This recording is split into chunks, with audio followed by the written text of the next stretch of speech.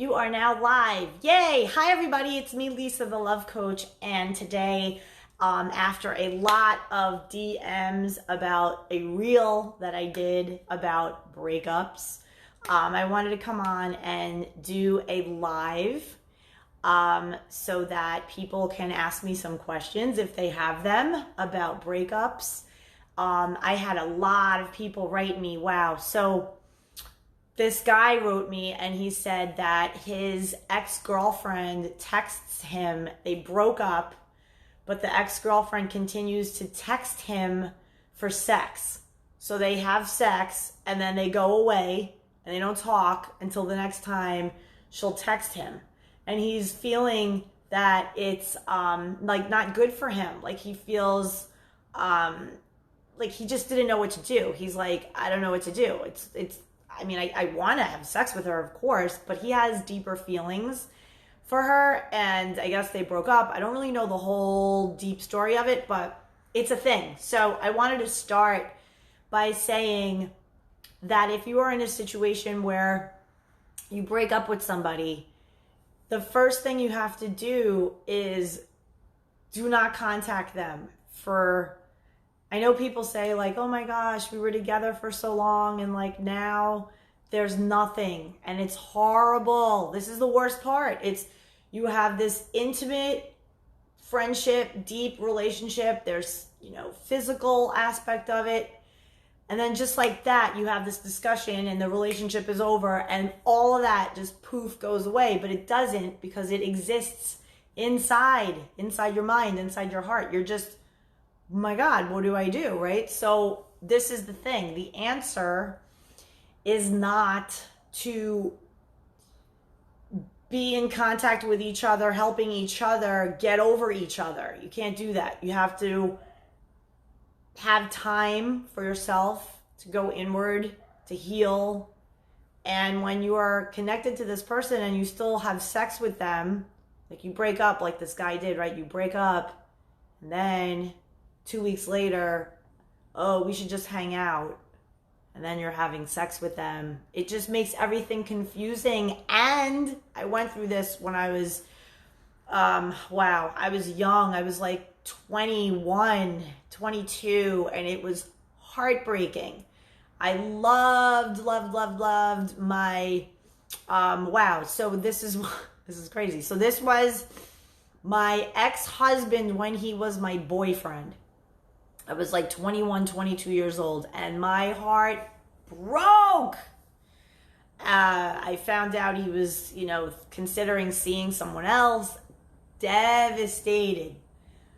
So he's seeing this chick, and because I was so codependent, I let him still see me because I had hope that we would get back together, and I was afraid that if I didn't do anything, if I just removed myself from the picture entirely, that he would go off with this other woman and they would live happily ever after and I would be all alone. So I was 21 years old and I didn't know how to handle this. It was really like the first time that I really was physically ill over a breakup. High school, that was a little rough. That was like the first time I kind of saw, if I think about it in retrospect, codependency and triggers and things. That was the first time that I would notice that breakups for me, having CPTSD, childhood post-traumatic stress disorder, codependency, breakups for people like us, highly empathic, meaning, and empathic in the sense of like, I read vibe. Like I can tell when somebody's full of shit just by this way they carry themselves, the way they just, I can tell. And it's because I, as a kid, was around so many full of shit people that I was able to detect who was full of shit. And these people were often put in care of me, right? And they had no business being in care of me. But whatever, as you grow up in that environment, you become heightened. You become like, I can tell that this person is full of shit and this person is taking drugs and this person's on alcohol and so you can just be like calibrating to other people, right? So it makes you feel very like almost like it's your superpower, right? Like you can look at somebody and be like, they're full of shit. very simply, right? Anyway, so what happens is later in life when you're in relationships and you break up or somebody breaks up with you, it's traumatizing. Horrible. Most people will be like, oh, I went out with this girl for 3 months, or I went out with this guy for like 3 months and it was no big deal, whatever. And while that might be true, but like every breakup that you've ever had kind of gets conjured up again. And the aftermath of a breakup for people with CPTSD and codependency, it is like nothing anybody else can experience. I'll be straight with you. Like, you can break up. I broke up with somebody in December. Like, yeah, November 30th. And like, I'm still not right about it. And I ended up making decisions from that wounded place. Not good decisions. Oh, somebody has a question. Let's see. Social 49 geek. Social 49er geek. Oh, I like that. 49ers. It seems that people date, have relationship in their 20s more than any other decade in life. And that's when couples get together the most. I don't know about this new generation. I can speak to my generation. I will totally agree with that. A lot of the people that I coach now who are in their 40s, 50s, they all got together in their 20s. And now they're like trying to figure out what their life means as a couple right now because their kids are grown. They're going off to college. Some people are like, oh, we fell out of love years ago, but we stayed together for the kids. And we've been together for 22 years. And I'm just like, what are you doing? Like, oh my God, you don't see that you have an opportunity to reconnect? Like, why are you ending it? Oh, we're just two different people. We grew apart. So I hear what you're saying. Breakups are awful. They're awful for everyone, but they're particularly more awful for people who have childhood post-traumatic stress disorder and codependency. It's a whole other level. Like, you're just not right. You could have things like brain fog. You feel out of sorts. It's just, there's no way of like really describing it. You feel totally out of sorts. You lose time also. You peter around. You're like trying to work and trying to focus. You cannot focus worth a shit on anything. What else? Oh, going to places that you went to with them could be triggering for you. You get into this like replaying situations, conversations, ruminating on them. Oh, what could have been different? You doubt yourself. You're like, did I really, like, should I have done that? And while it makes sense, it makes sense. You're like, this relationship ran its course, or you really play it out like, maybe we could have saved it. Maybe we could have been different. Like, maybe that conversation shouldn't have happened. You beat yourself up. Awful, awful, awful. So what I have done is, in the last couple of weeks, I have like dialed it back. I wiped the slate clean. I was like, you know what? You have to give yourself what you need. It's really hard for codependents to do this because here's what happens. And at least I'll share my story with you of what happened to me. I break up with somebody after 4.5 years. And so since I broke up with them, I'm like, I'm okay, right? Like, I knew that this was going to happen. Like, I was kind of with this in my mind for months. And when it did, I went into just like go mode. Like, okay, I'm just going to work. I'm just going to be on my own and, deal with whatever and carve out my own life, my new identity of me without this person now. And what ended up happening was I went into this wonky, weird place of solitude. Like, I almost isolated myself. And I was alone a lot. And I would go out, like, didn't really have my heart into it. I was just, like, passing time. And I literally felt like the entire month of December was just this blink of an eye and blur. I had my clients, I had my work, but when it came time for me to focus on me, I had no idea what to do. I was just like in my thoughts and in my head and spinning in this, just reliving this whole relationship and doubting myself and being like, oh my God, what did I do? And is this the right thing? And just second guessing myself.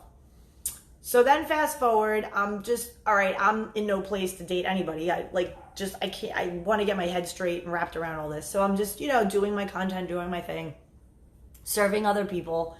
And I noticed like my energy was so off that it like affected everything. It affected my business. It just everything. I wasn't feeling right with myself.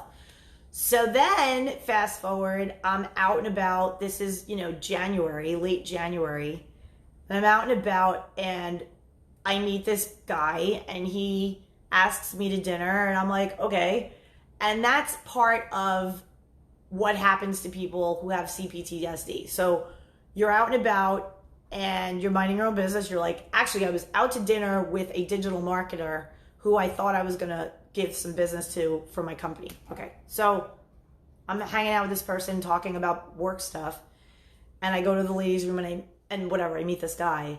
And when you have CPTSD, one of the things that hits you with it, right? It's this inability to make decisions in the moment, and you tend to be reflexive, meaning somebody says, hi, you're beautiful, I'm going to take you to dinner, and you say, like as I did, was, okay, well, that's fine because I like to eat. And you're being pleasant and you're placating and you're being like in the moment with it, fun, but you're not really understanding what that decision can bring to you, right? So you're not intentional. You're just going with the flow, but it's coming from a wounded place. It's not coming from a place of, I feel awesome in my life. I've been single for however long, and I got my business where I got it. I'm psyched about that. I have these awesome new friends.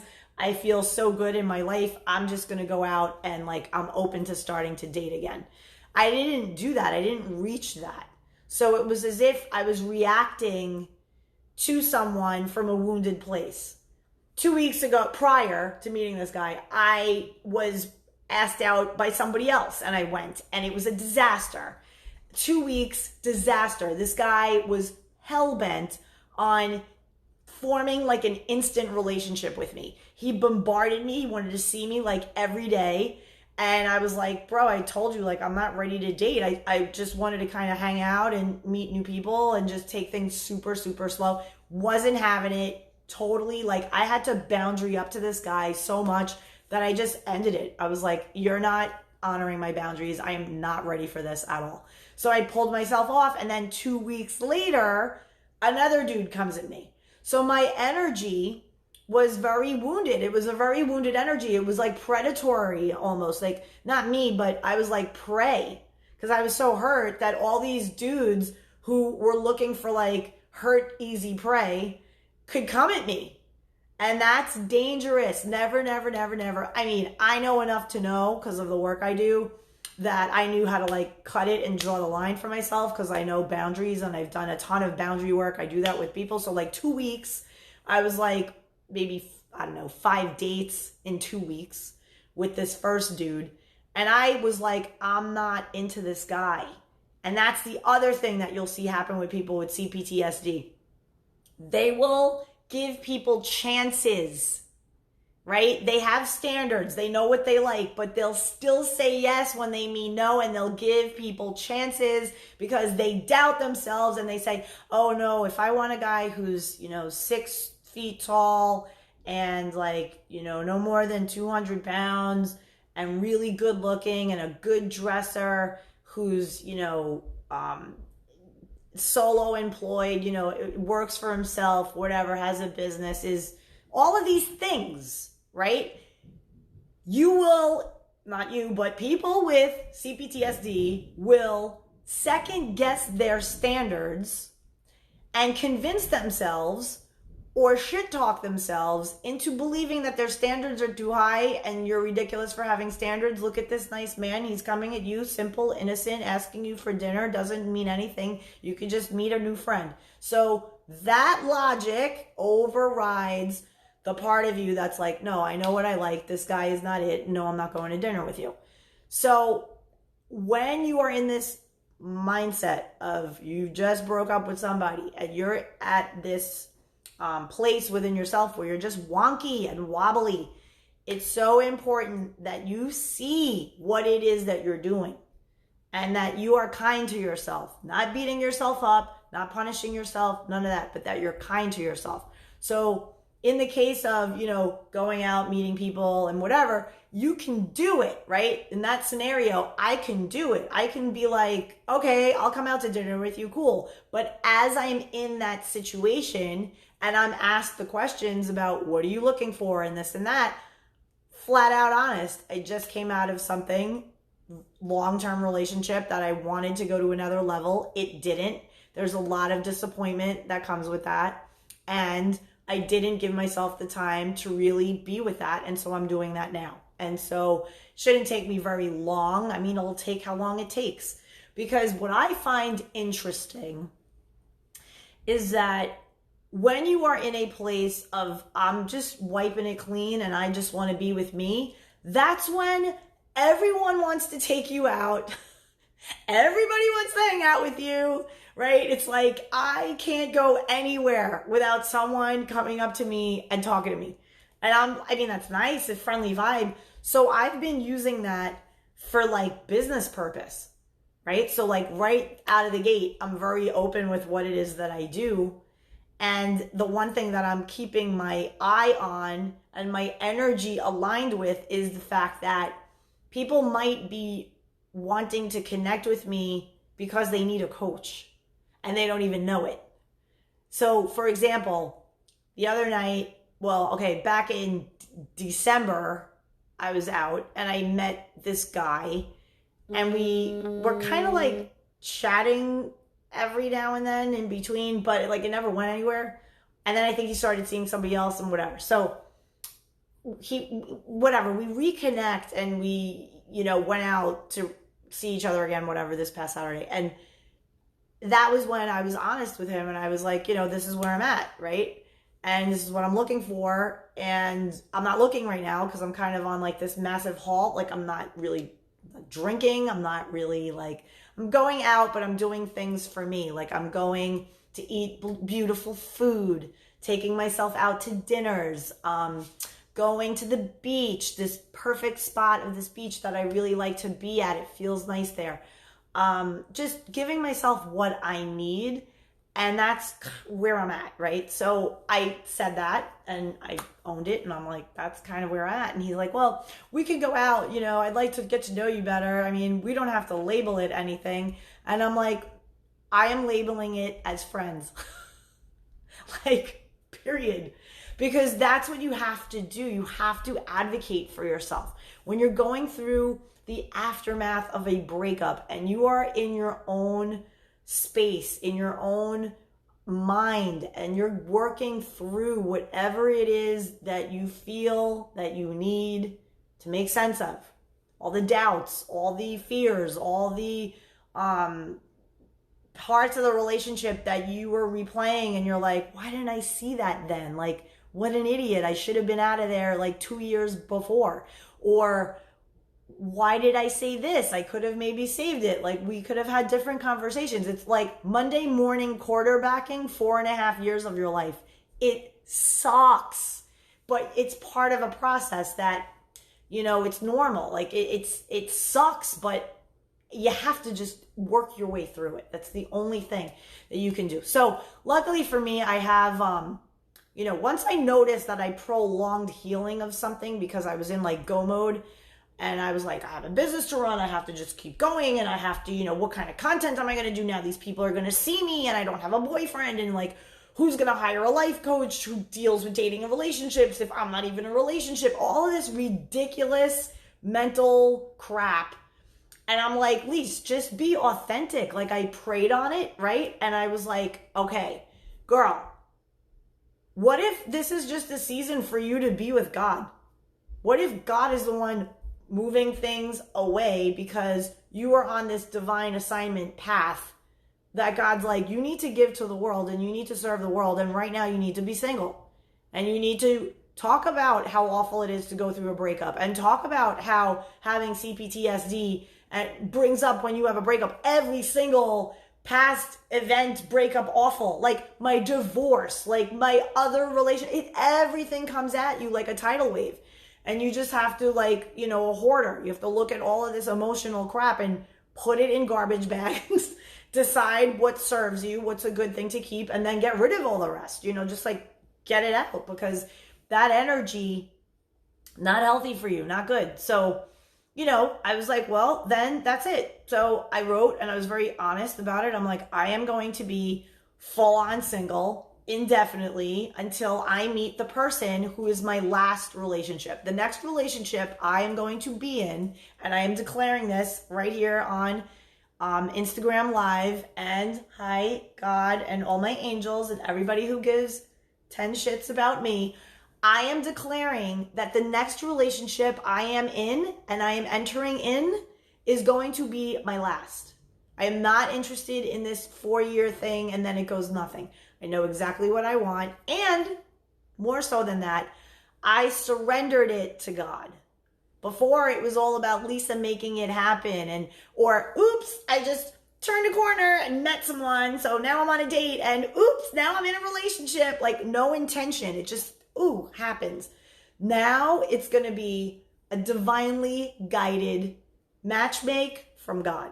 That is what my next relationship is going to be. That when I meet this person and we see each other, it is going to be, okay, now I got it. This is it. This is it. And I'm not saying that I didn't have those moments with other people. Of course, I know for sure that when I met my ex-boyfriend, 100%, I had to know this man, and it was a journey that I had to go through then. But that was my first deep relationship after divorce. And in the beginning of it, I wasn't really ready to be that hardcore with somebody. I was like, no, I'll be faithful. I'll be exclusive with you. We'll be committed. But like, I'm not ready to, like, you know, do laundry with somebody else's stuff in it with me. Like, I'm not ready for that. I'm not ready to, like, merge lives, right? And that was the first, like, 2 years of the relationship. So I attracted somebody who was on that page. But once you're 2 years into the relationship and you're falling in love with somebody, you're like full on in love with them. And then you're like, wow, like you inspired a part of me that I thought was gone, that I would never want to be married again, that I would never want to commingle my life and laundry with another person. And I didn't even know what that was anymore. I was, you know, living on my own in Miami for, you know, by this time, like 6 years. So I didn't feel that, but he excited that in me and inspired that in me again.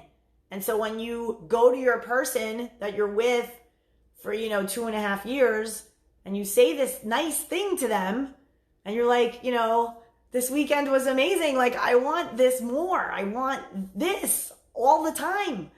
And they look at you like a deer in headlights. It's hurtful. Like, you're like, well, that's kind of disappointing, you know, but on I went, and until I couldn't anymore, because it was like, this isn't good for me. You know, this is like me wanting more and having it in me to give, and then I can't give it.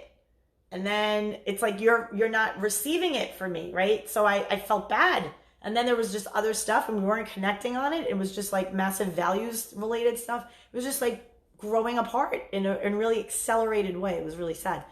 But anyway, the aftermath of that is where we're at with this. And that's why a lot of people struggle with the aftermath of a relationship. Whether they broke up or whether the person broke up with them, it does not matter. When you have codependency, childhood post-traumatic stress disorder, which 99% of the population has, it's just a matter of degrees of it and where it really impacts your life. It could be relationships, it could be finances, it could be career, finding your purpose. A lot of times people with CPTSD, they do a lot of self-sabotage when it comes to professional life. They'll like get into fights with their bosses. They'll be insubordination things going on at work. They're sabotaging. It's a lot of sabotaging. And even in relationships, there's a lot of sabotage that happens. So it's the key to all of that is awareness. Like, you can work magic for your life once you are aware of what you're doing and where it's coming from. It's simple. Once you get that, then it's like, okay, where do I go from here? That's where I come in. So I said, I am going to coach myself the way I coach my clients. I am taking myself off any kind of vibe of anything of like, okay, I'm ready to have a boyfriend again. I am not. Why? Because I don't want a boyfriend. I'm not interested in having a boyfriend. I'm interested in having a husband. I don't want to meet a bachelor. I want to meet a husband. So I have to prepare for that. I have to get myself to a level that is ready to receive that which I want. This is simple law of attraction, right? I have to get my vibrational frequency, which is a match then to that which I want. So that's what I'm working on now. And I tell you what, second I declared that, and I'm telling you, I had a heaviness. I don't know, a lot of people that I'm coaching, they're saying to me, 2021, there is a heavy ass energy. People are questioning everything. They're questioning their relationships. They're questioning family relationships. Like, should I tell my sister to like F off? Like, I've had clients be like, I feel like I can't talk to my sister and I just need to take a break from her. And I'm like, well, if that's what you feel you need, like, you know, you have to honor yourself, but you know, whatever. So there's like a wonky, weird, heavy energy. A lot of it's impacting careers with people. They can't figure out what they want to do next. They feel like they're inspired to do something completely different, but they're afraid. And they're like, well, I can't imagine myself working the other way before. This has been such a wonky, crazy year. And a lot of people are saying that, and are in agreement with me when I say that I feel like 2021 and 2020 or just morphed into one year. It's like a 16-month year right now. And who we changed into because of 2020 is like crazy in itself. Like we work differently now. We consume entertainment differently now. We're really a lot on digital and using our phones and computers and interacting with people in a weird way. Thank God I live in Florida, because it's like being on a different planet in this state. Thank God. Like, you go out and it looks normal. Like, it looks normal. So I feel like that helped a lot, considering, you know, the breakup. It's being in peace with yourself and going out and feeling good and really living your life on a level that feels right for you. So that's where I'm at. I'm glad I had to share this. If you're going through a breakup and you're picking up what I'm putting down, feel free to hit me up. I can definitely share with you what it is that I do in times like these to just speed the process up and really get very, very connected to myself. I'm doing a lot of stuff with theta healing, which has been working really nicely. Vedic meditations, unbelievable. That actually is what got me into the clarity of removing everything and just like, this is not right, and I'm not dating anybody. I have to like pull this back and look, like, we could be cool with each other, we could be friends, but I'm not like available right now. I'm just not. And it's very powerful to say that. You're honoring yourself. You know, if you're not available emotionally for anybody but yourself, it's okay. It's okay for you to be selfish at this point. It's okay for you to say, I'm not available. I'm just not. I have time right now. I am being called to be with God, meaning being with myself. And it's a great opportunity to recalibrate yourself and prepare yourself for the many amazing blessings that are on the way. That I know for sure. So the more you could get into yourself and heal and address things that maybe you have not addressed before, like this whole thing with CPTSD. That was a new concept for me that I believe was, again, what is going on with me? Show me. And up comes the right video, up comes the right piece of content, the right book, and the clarity comes. So everything I dive into for my own healing, my own journey, I share with my clients. So I'm always like, oh, I did that, right? And then I'm able to say, here's what I did, and here's how you can do it. So instead of it taking you 3 months, 6 months, a year, it can take you, 6 weeks. It can be handled and done. And it's important that you are honest with yourself and that you are giving yourself exactly what it is that you need. And sometimes, like I said, that just means to be with yourself, quiet, chilling, going to the beach, hanging out with the dog, watching some movies, chilling out, baking, doing art. Figure out a thing that you want to do that like uses a different part of your brain. So that's, one of the things that I do. For me, it feels great. And I'm here to help you out. So if you've watched this and it's resonating with you, feel free to DM me. You could share what's going on with you. But I encourage everybody out there who's struggling with a breakup or aftermath of a breakup and you're still feeling a little wonky to just wipe it clean, go inward, go be with yourself, and know that you are divinely guided, eternally loved, and all will be well. Have faith. Much love. Bye.